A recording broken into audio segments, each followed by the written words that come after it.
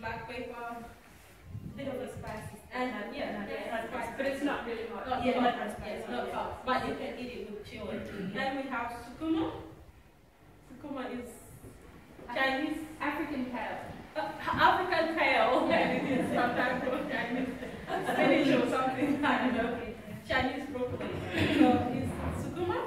We cooked it with onion, oil, and a bit of tomato. Then we have Sudanese couscous.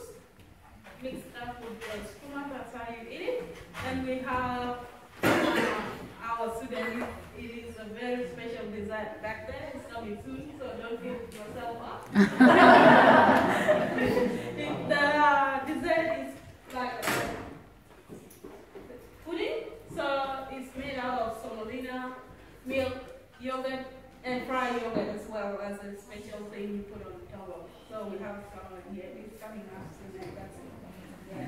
Thank you so much.